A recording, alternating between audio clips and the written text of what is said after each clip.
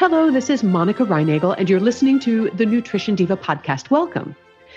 Air fryers are a hot new appliance. Maybe you're considering getting one, or perhaps you, like me, already have one, but haven't quite figured out what to do with it. Well, joining me this week on the Nutrition Diva podcast to share the mysteries of air frying is Liz Shaw. Liz is a registered dietitian nutritionist, also a certified personal trainer. She's also an adjunct professor of nutrition at Bastyr University. But more importantly, she has just written the Air Fryer Cookbook for Dummies, which is actually a follow-up to the wildly popular book that she wrote, Instant Pot Cookbook for Dummies. So welcome to the podcast, Liz. Thank you so much for having me, Monica. Air fryers have grown a lot in popularity, but I think a lot of people aren't quite sure what they are. So to start out, can you just explain what an air fryer is and how it works? Absolutely. So the best analogy I can use are thinking of those money machines. So I'm sure many of your listeners have either seen those in person or seen them on TV.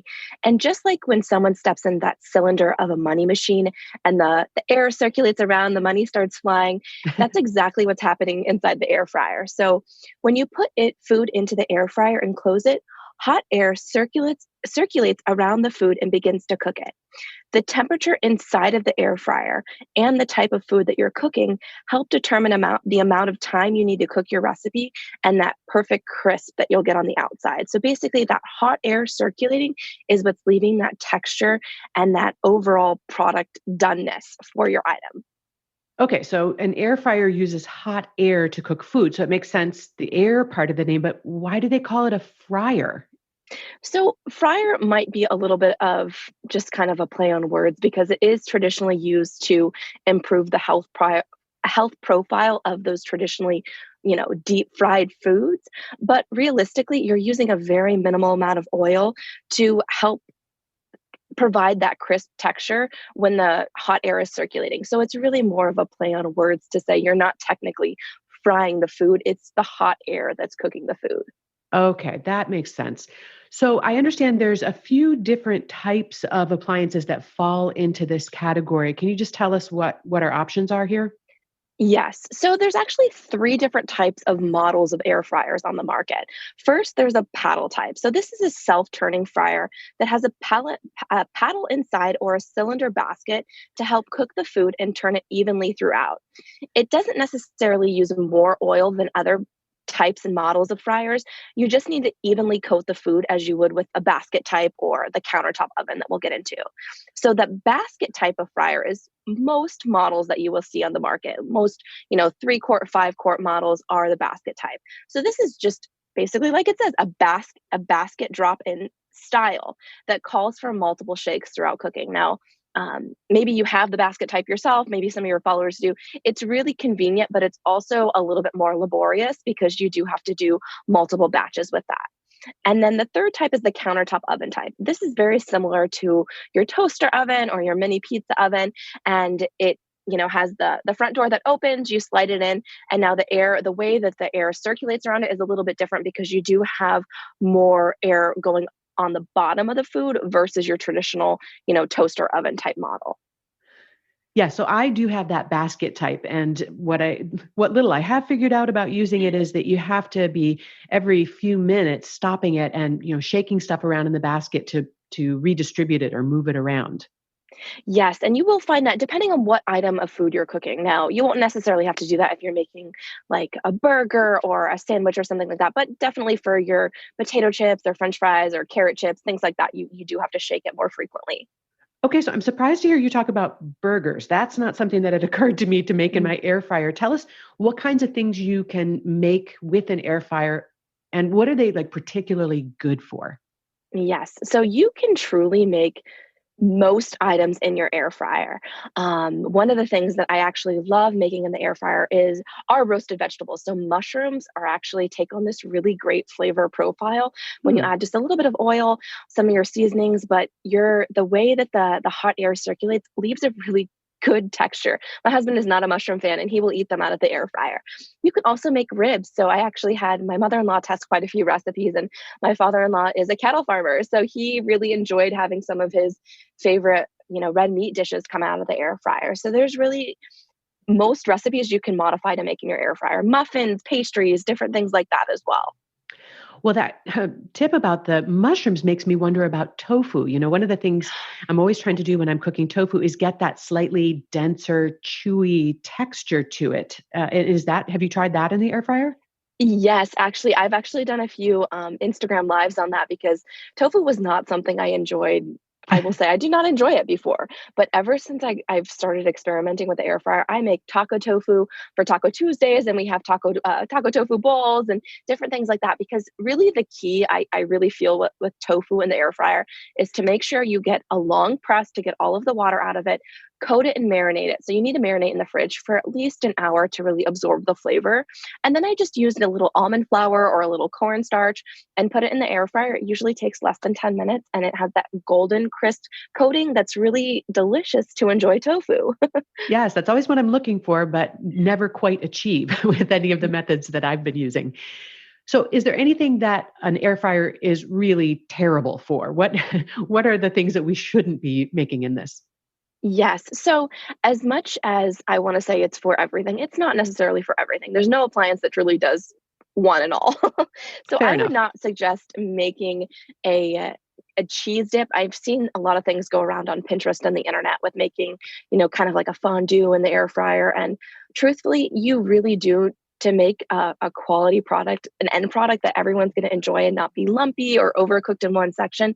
The air fryer doesn't really allow for that because you do need to stir it throughout the cooking process and make sure it's you know heating evenly. And I just feel like with a lot of the warmer dips, they just don't cook. You can definitely reheat them in the air fryer, but actually cooking them to have the right texture and melting consistency throughout, it just doesn't result in a good end product. Okay, good to know. So, being able to make French fries or chips with so much less oil is obviously an advantage in terms of calories. And so, I get why you might want to use an air fryer instead of a deep fryer. But a lot of the things that I've seen people using it for, and that you've mentioned, like roasted vegetables or vegetable chips or even baked corn tortillas, seem like they could also be made in a regular oven. So, what would be the advantage of using an air fryer for those things instead? So it really depends on one, how many people you're cooking for. Because absolutely, if you're cooking for a family of seven and you have a 3-quart air fryer, you are going to be standing there a long time to make those tortilla chips. And I definitely, time is very valuable. So what I say is if you don't have the right equipment to bake things in your oven. For example, an aerated pan or something like that that's really going to give that crisp texture as you're cooking it, then an air fryer is a really good option. And there are so many different sizes of models that you can purchase that will really help expand and maybe lower the amount of time it takes to batch cook. But also for people who live in very warm climates. So if you're in the South and you really enjoy some of the healthier alternatives to maybe it's a shrimp sandwich, a fried air quote right there, air quote for fried shrimp sandwich, but something like that in the summer months, then an air fryer takes significantly less amount of energy, less heat to heat up. So your house isn't getting very warm or you're not having, the sweats for making your sandwich because it's very compact. That's right. I remember realizing a few summers ago that my slow cooker was actually great in the summertime for the same reason. I'd always associated my slow cooker with winter months because, you make the chili and the soups. But then I realized, oh, yeah, but I can also make a summer soup and not heat up the kitchen. Yes, absolutely. And I think there's actually some statistics that show I think it's 70% of energy savings when you use like an electric pressure cooker type model with the slow cook function. Right. So the instant pot that has the Yep. slow cook option. Right. Yep. Great. So that's some of the advantages of using an air fryer. And I have to say, some people might see the fact that you have to make smaller batches as a disadvantage, but maybe that could also be an advantage in disguise because it helps a little bit with portion control. Yes, yes. We actually have quite a few small batch recipes within the air fryer cookbook because I understand myself, especially if you're home, you do maybe have a little bit more of an edge to go in the kitchen and get, the 2 dozen cookies that you made versus only having a dozen is a lot easier to help. Sure, sure. And we don't need giant bowls of corn No. chips or potato chips. A little bowl would be just right. Yes. So what are the potential disadvantages of an air fryer? I'm sure you've looked at all of the different angles here. So are there any? Yes, absolutely. I'm not going to say again, there's not one appliance that's supreme, but it's fun, but it also does take up some valuable counter space. So I Mhm. know, especially in my small kitchen, and I live in a suburb, so I do know I'm very blessed and privileged to have a larger kitchen than most city dwellers. So it does take up some valuable counter space. So if you're already tight on space, then if you even bought one of the smaller models and put it underneath the counter, you might not use it as frequently and might not be as useful as an appliance. So, really considering your space limitations and how frequently, if you can actually leave it on the counter. Now, I don't recommend using your air fryer every day, but if you want to get the most use out of it, you really have to have it in sight view. So, Sure. if you're hiding it, it's not necessarily going to get used. And then, kind of the same disadvantage that we've been talking about is you do have to cook in batches. So for someone who's very tight on time and 10 minutes to make a dinner meal is the 10 minutes that they have. So spending 5 shaking the basket isn't going to be necessarily, great for their schedule. So I think looking at those two things specifically is very important. Now, on nights that you do have maybe a larger gathering, you can absolutely batch cook ahead of time and leave it for example, the tofu that we talked about. So if maybe you wanted to do more of a vegetarian fare for your party, you can actually cook it in batches in the air fryer and then keep it warm in the oven. We have some recommendations for that as well, just in case you do want to use the air fryer. One of my favorite recipes are these pretzel bites, and these pretzel bites are delicious, great texture, but when I try to make them the same in the oven, they just don't get the same consistency. So I batch cook them ahead of time because they do require a few shakes and a few more minutes than most recipes, but it's worthwhile and you can keep them warm in the oven. Right. I could see, yeah, for things that you just can't quite mimic the same texture or result with other methods, it might be worth the little bit of extra time and attention. Yes, absolutely. Liz, we're going to just take a quick break, and then I want to ask you about the potential for acrylamide formation with air fryers and what we might be able to do to minimize that.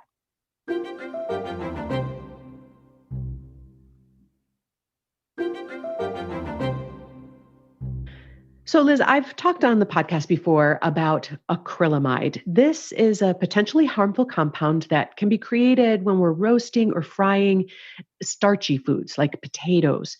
So, would using an air fryer to make French fries or potato chips result in less or more acrylamide than frying them or even just oven roasting them? Yes. So, good news here, it actually will result in less formation of this compound. Now, Aha. I fully understand the concern and fear that people have when they hear this word. Acrylamide is kind of it's a scary word, it's a hard word to pronounce, but rest assured, I've got some good news when it comes to air frying your food. Research has shown that air frying foods may actually result in a 75 to 90% reduction in the production of acrylamide in comparison to deep fat frying. Now, the study that I'm referring to here actually used a variety of pre soaking solutions, things like citric acid and sodium chloride, which I'm not recommending necessarily you use in your kitchen, but the results showed that the items in the air fryer didn't necessarily need that special pre treatment solution, meaning you can just soak your potatoes, your starchy, whether it's a root vegetable, whatever else it is, in a simple water based solution. So just using your filtered water, putting your chopped potatoes, your whatever kind of chip you're throwing in the air fryer, and soaking it for at least 30 minutes helps to reduce that formation. Great.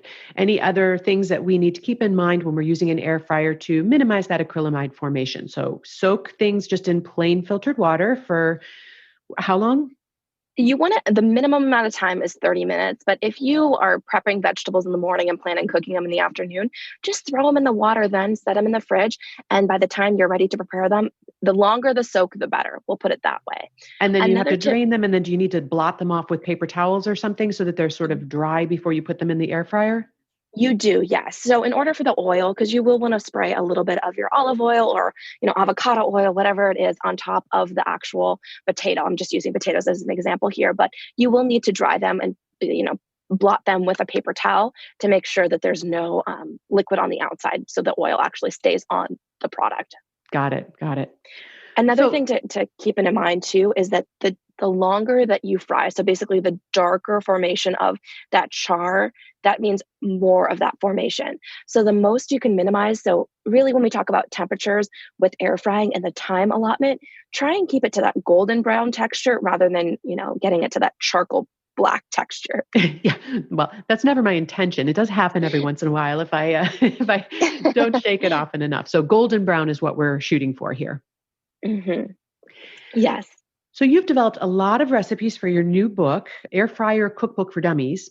And in developing, I know from developing recipes, there's a lot of trial and error. So were there any general techniques or best practices that you discovered were key to getting good results? Yes. So actually, one of the first things was the cooking in small batches. So I thought, oh, I could throw a handful in. No, you don't necessarily want to overcrowd that basket because the end result will not be what you are craving. So if you're craving that potato chip or that crunchy kale chip and you overcrowd your basket, you're not going to get that same end result. So patience is a virtue here and really just focusing on small batch cooking. The second thing I learned very early on was the blotting factor. So using your paper towels or your clean kitchen towel to make sure that your foods that have been soaked are very dry so that the seasoning sticks on too is going to be a super helpful tip to make sure that you get that delicious, craveable end product that you want. Yeah, I could imagine if you've got too much water on that, they're essentially just sort of steaming in there instead of Yes. Yes. caramelizing.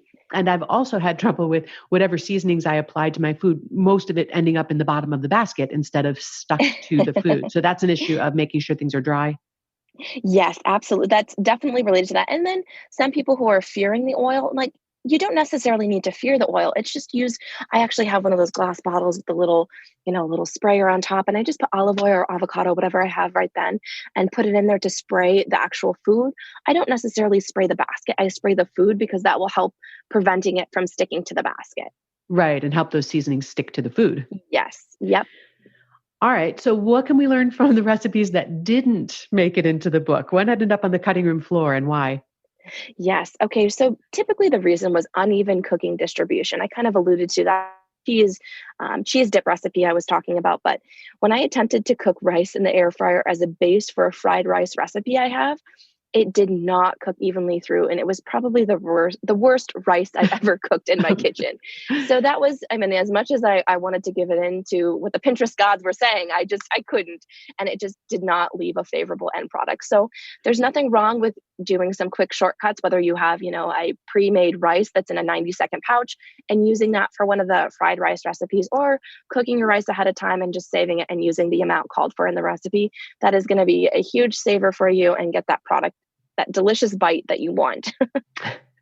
So speaking of recipes, I'm sure people are going to wonder whether they might be able to adapt or modify their favorite recipes for an air fryer, or do you recommend that we just stick with recipes that have been specifically developed and tested by somebody like you for an air fryer? Or even is it important to pick recipes that are developed for your particular style or model of air fryer?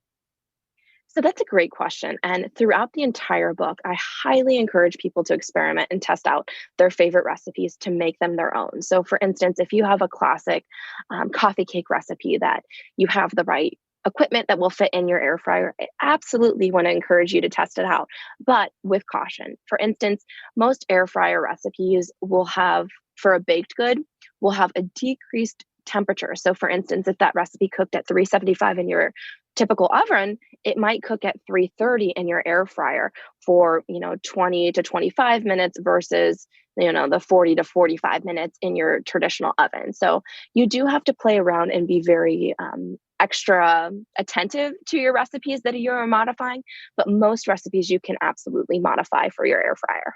And the rule of thumb is we want to cook it at a slightly lower temperature, but a slightly longer time. Is that fair to say? Not necessarily longer time, because it's interesting because the space is so compact, it will actually help cook it faster, but you do need that low and slow cooking. So Okay.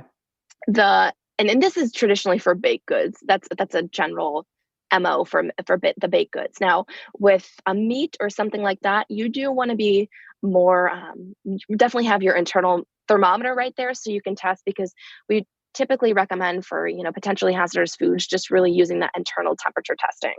Okay.